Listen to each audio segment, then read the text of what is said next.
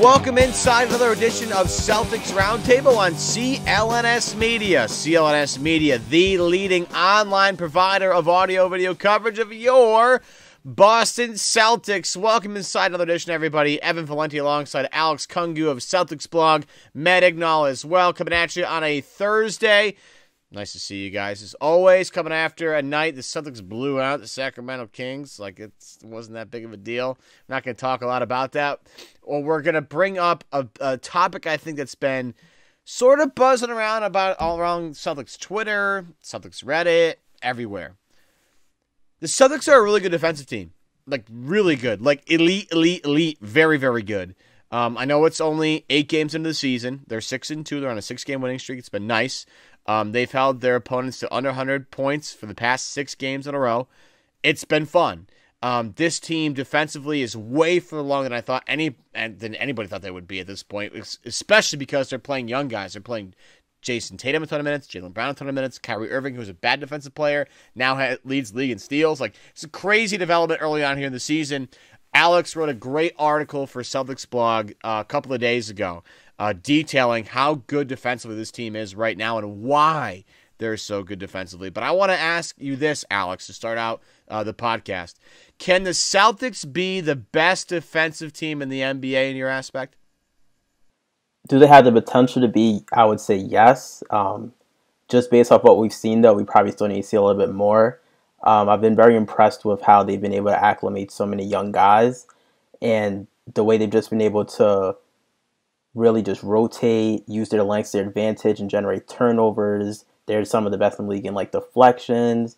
They're rebounding at a rate that, like, we haven't seen since, like, Kendrick Perkins was on the team. It's been very impressive, but I think we still need to see them against, like, a truly good offensive team before we can make any, like, conclusions on just where they rank in terms of, like, how good of a defense they could be. Everybody made a big deal about how the Celtics losing Avery Bradley, Jay Crowder, 2 big pieces of their defensive core. Everybody made a big deal. Oh, they're going to take a step back on defense, going to take a step back to the rebounding department, and they've actually gotten better. They've gotten better at the rebounding thing. They out-rebounded Sacramento 52-26 on Wednesday night. It was nuts.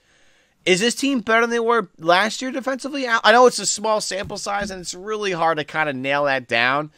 But and this team's going to get better. I think that a lot of the things that people are forgetting about, this team is already good. They're going to get better. Can this team be better than they were last year defensively, even though they have 11 new guys? It can be. I think kind of like the elephant in the room is that part of what made last year's team not a good defensive team, despite having good defensive rosters, is kind of how they fit. Isaiah Thomas, it was just a liability defensively. There's no really other way around it. And because of his height, it actually forced Avery Bradley to play out of position. So where now in Detroit you see him sticking point guards every night, he was forced to defend like bigger people. And what happened is that he was playing out of position, so he wasn't at his best. And then on top of that, you had Isaiah Thomas, who's just what he is defensively. And a lot of the times his teammates are trying to cover for him.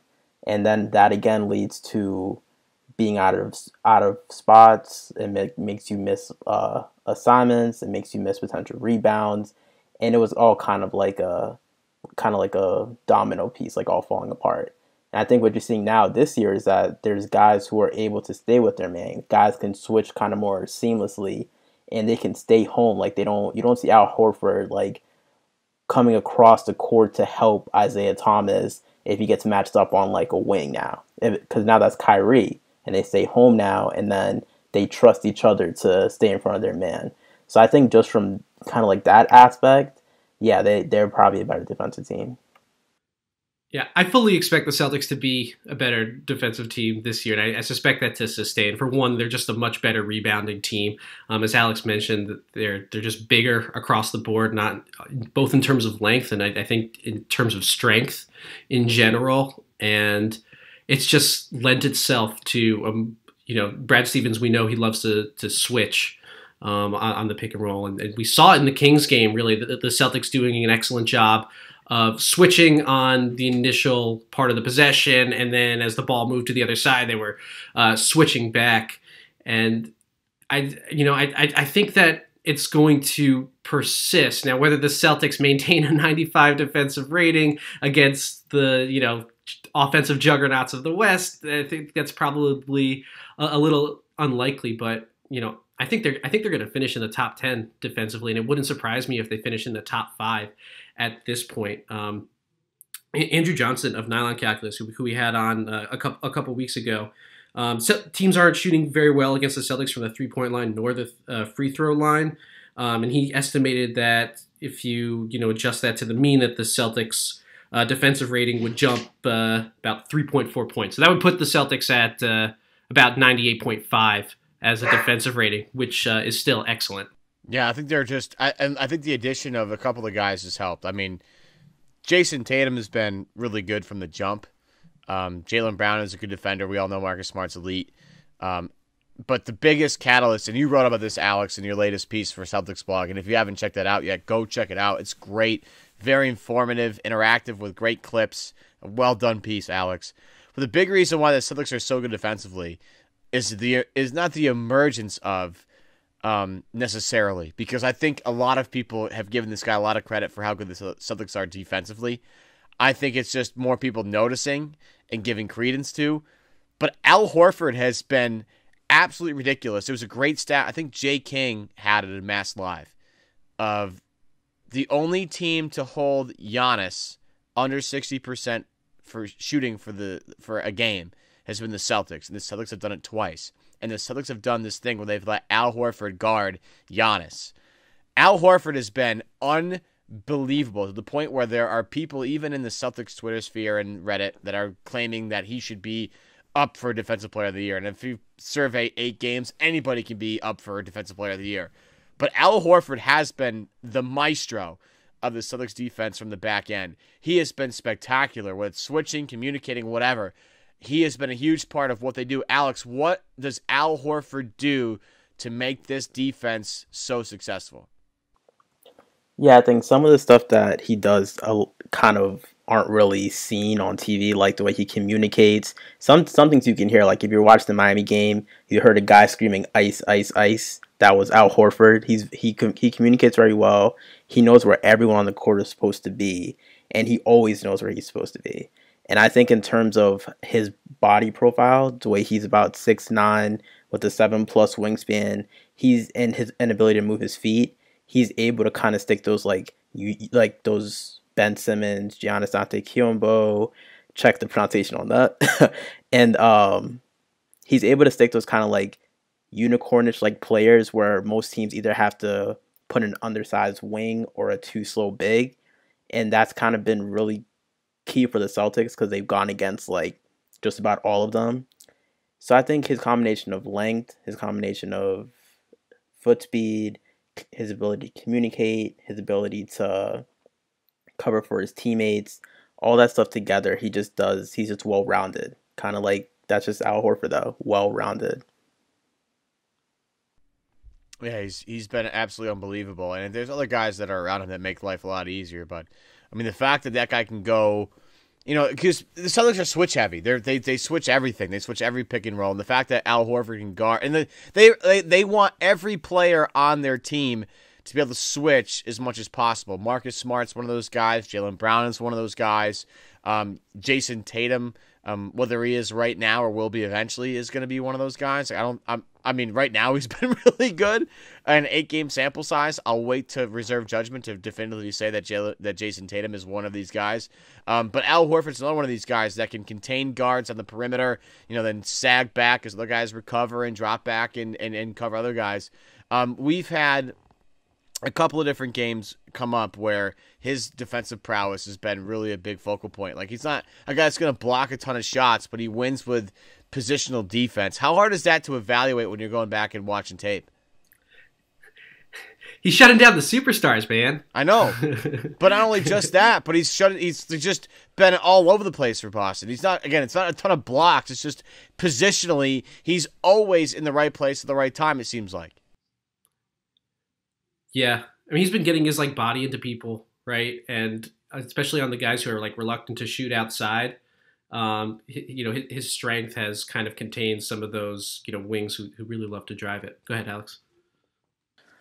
Yeah, I kind of to echo what Matt said. It's kind of cool like watching their rotations because one thing that like I like to do when you're trying to determine like how a guy's feel is to kind of pretend like if that guy's moving the way you're watching the game, like if you're watching the game from like your eagle view and you see everyone on the court at one time. And if that player is moving, like he also sees all the players at that time, that's usually a good way to like evaluate feel. And I think for like a lot of the Celtics that are playing that, it's very apparent that a lot of them just know how to play basketball in general. And I think that's a big part of why they've been able to just move so well, not just like one person, but like as a unit. Because defensively, you need to all move together in order for it to work. Because if just one person being a good defender, your team can still be bad. Just ask the Timberwolves. So the fact that they're all able to move kind of like as a unit and they're able to communicate and still like just work together so well so early in the season, relying on so many young people is just very impressive. You know what works really well, guys? You and Greats work really well. This episode is brought to you by Greats, makers of the all-time greats. Again, you go to greats.com, Greats. You get a pair of your shoes today. They're stylish and comfortable sneakers sold at a great price. Greats is Brooklyn's first sneaker company ever, and they have their own little store in Brooklyn if you want to go check them out, down in Williamsburg, I think. They sell all the greats, classic styles made the best for less, wide selection of men's and women's shoes for you to pick from with new fall styles coming out all the time. I'm not going to lie. I look at my paycheck every week, and I usually take a little bit of time to allocate how much money I want to save up for my next pair of greats. They're absolutely ridiculous. I need to have way more. They have a wide selection of everything. They have versatile styles. They're suitable for any occasion. Wear them with a pair of jeans, wear them with sweats, wear them with a suit. I don't care. They go with every single occasion. They have tons of different colors and materials to choose from. I have the leather Royale lace-ups that are absolutely ridiculous. They come in a whole bunch of colors. Black is a good one. Brown, gray, navy, versatile colors at that. But pink, green, all that fun stuff you can get at greats.com. Their best sellers, this one and of course, the Worcester slip-ons. You can grab your own pair of greats today, a pair of these today, just by going to greats.com, Greats.com, using the promo code Celtics Roundtable when you check out for 15% off your total purchase. Again, you get a pair of these or more than one, and then use the promo code Celtics Roundtable for 15% off your next pair of shoes. Again, that's Greats.com. Get a pair of nice kicks like this. Matt, I'm sorry I cut you off there. My fault. I just want to get that in there before we rolled on. But again, Celtics defense has been unbelievable. Al Horford's been unbelievable. Matt, the floor is yours. I just wanted to ask Alex a question. Like, what else have you noticed? And if you had to peg it, like, you know, what's the real reason for the Celtics defensive success? I'd say in terms of defensively, outside of like, you know, like individual like performances, it's just the length. Like they're a really big team, and it's not really apparent. Like I watched them live once in like a little preseason game against the Sixers, and in person, like they are a very big team. Completely unlike last year where they had a couple of guys, you know, obviously their backcourt is very small, and then even like Jay Crowder is a little shorter side in terms of wingspan. But this team is just a whole bunch of long athletes that are able to switch and defend so many different guys all at once. And I think it's been overwhelming for a lot of teams that we've dealt with so far. And I think that's been like my takeaway, is just like the length of the team. Yeah, it's funny that you mentioned that because I think we've heard it like on the couple national games that the Celtics have been, and I haven't gotten a chance to see this team in person just yet. But the national announcers have echoed that this is just a big team, and it just stands out more when you're in person, I guess. And like I mentioned, they're strong too. Like they can contain some of the best one-on-one players in the game because they're just able to, you know, get their chest into them. Like we saw with Jahlil and Antetokounmpo. Like, you know, when you can hold your ground. You know, when you got all the combat muscles on one team, you know, it makes for, you know, better one-on-one defense against these superstars. Go ahead. Well, think about like the sexy teams recently in the NBA that have like been like the darlings of the what I call the hipster fan of the NBA. Look at what OKC did back when Durant was part of that team against Golden State in the Western Conference Finals. The Sam Sheehan, whatever team Sam Sheehan likes. Right. You give the Golden State Warriors had a lot of trouble before Durant got to Golden State because that team, when you look at it, it's Russell Westbrook, Andre Roberson, it's Durant. There's a bunch of long guys that make, you know, they can test shots on close. They can test every shot. They're tough tough to shoot over the top of. Look at Milwaukee. Milwaukee was a sexy team and still is a sexy team because they have Giannis, they have Middleton, they have Brogdon, they have long guys with skill at almost every position. Thon McCourt is like the best. That's such a Milwaukee draft pick. It hurts. Like all they want is long defenders to go out and be able to contest closeouts, be able to contain guys when they attack closeouts, all that fun stuff. Boston has sort of kind of drifted in that direction with the way the roster is set up. You talk about Shemi Ojeleye. We had Drew Hanlon on our podcast months ago to talk about Shemi and about how physical he is, how physically ready he was for the NBA, how long he is, how athletic he is.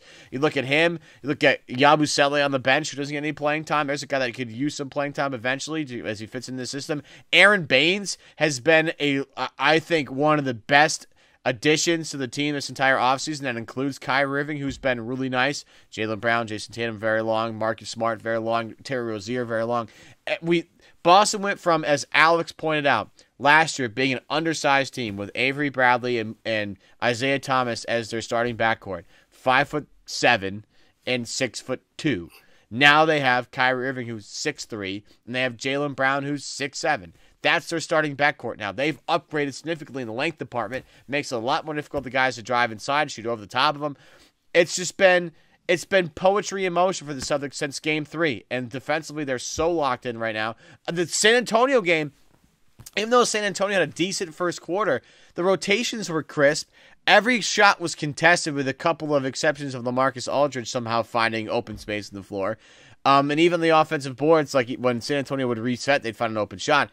But this team, from the jump, has been locked in defensively. They are, and that's necessary, I think. I don't think, they're not an offensive team anymore. As much as you want to say it, I don't think they are an offensive juggernaut. When they came into the season, when they added Gordon Hayward and Kyrie, they were an offensive juggernaut team. They were like, we're going to score 120 points a game or 115 or 110 points a game, and you have to outscore us to beat us. Now Boston has pivoted to be a good defensive team that can also score at the same time. And the fact that they've pivoted so quickly and made it an elite part of their game so quickly, I think speaks volumes to one guy and one guy only. That's Brad Stevens. Yeah, and I mean, to add on top of that, it's kind of encouraging to see that because, truth be told, like if Gordon Hayward was the reason between you being like an elite contender to like a non-playoff team or like a fringe playoff team, then you probably weren't that good of a team to begin with. So the fact that even kind of without Hayward, they're still able to look like maybe one of the top defensive teams, possibly a top 4 or 5 team in the conference, that bodes well for when he returns. It means that most likely when he comes back, they are legit contenders that could challenge Cleveland. Especially with Jason Tatum and Jaylen Brown probably looking better than most people expected this year. If they make like another leap next year, I think that we could be talking about that like actually reasonably. Yeah, for sure. Really quick, because we're starting at the end of this podcast, I do want to bring up a little news, and it's kind of been story floated around for a long time, and people have started to connect the dots and all that fun stuff. But Jahlil Okafor of the Sixers is on the way out. He's been connected to the Celtics for a couple of years since he was drafted. Essentially, Boston has always really liked Jahlil Okafor, and I've liked Jahlil Okafor for a long time. I liked him in high school before he even got to Duke. I liked him a lot. Anybody want him on the team? Anybody with that DPE? Heinsohn. Tommy does. Who does? I think there's Tommy does. Yeah, I mean, I think there's starting to be like a lot of smoke in terms of like who actually like want like Celtics have just been connected for so long, and it was like the Keith Pompey report. It does seem like they have some interest, but like I don't know if you want to do that to this team. Like it's weird because it's like I don't think they have enough time to like start developing another like rookie. Like they already have guys that really look impressive. Like a guy like Daniel Tice, a guy like Semi Ojeleye. Then when Marcus Morris comes back, like to bring in Jahlil Okafor is to take minutes away from those guys who are proving themselves to be like defensive assets that you kind of want. So I think maybe there was a time when the Celtics were very interested in Jahlil Okafor, but now I think that time has passed. I think they want to wait to see like what needs they have by mid-season, and then probably use a DPE on something like that if they use it. I'd echo that. I think Scal had it right. That Jahlil Okafor can't shoot and can't play defense. And, integrating him into the Celtics system, it wouldn't be the smoothest thing in the entire world. And the Celtics are sort of carving out an identity, as we've mentioned, just kind of being like this hard-nosed team on the defensive end. I'd hesitate before troubling that. But as we know, Danny Ainge may, or actually, we don't know it for sure, but we suspect that Danny Ainge has long-loved Jahlil Okafor. I just don't know where he plays. Whose spot does he take? Mm-hmm. I don't know. He's not taking Baines' spot. Somebody said, "Oh, I think Tice is better than him right now." I think Tice does things that you need somebody like that to do. I don't know if Okafor can do all those things. Nice chemistry with Smart too. I love it. I He's just been don't. showing. What, to have him on the roster just to see what he's got? Like, I don't see the point. And I think if they're going to use that DPE, it's not going to be now. They're going to wait for that. Why use it now? There's so much more basketball left to play. There's going to be guys on the market for you to grab. Why waste that now? Holster that till later, and you'll always have maybe a Jahlil Okafor trade that you can always make and bring him in. And for that, and with that, that's going to do it for this episode of Celtics Roundtable on CLNS Media. I want to thank my partners for today, Alex Kungu of the CelticsBlog. If you have not read his article about how good Boston is defensively, log on CelticsBlog right now. Get on there. Search his name, find the most recent article he wrote about defense, and read that. It's an absolute gem. Thanks to Alex for joining us here today. Matt Ignall, my partner, of course, in crime, for joining us here today. Today's show brought to you in part by Greats. Go to greats.com. Get a pair of your own shoes today like this. Greats, GREATS.com. Today, use the promo code Celtics Roundtable for 15% off your entire purchase. I want to thank you all for listening. If you're watching us on YouTube, hey, what's up? Do me a favor. Below this video, there's a like button. Hit that like button and then subscribe to CLNS Media, to the 10,000, almost 11,000 of you. I love you guys so much. You guys are amazing. I can't believe there's so many of you out there.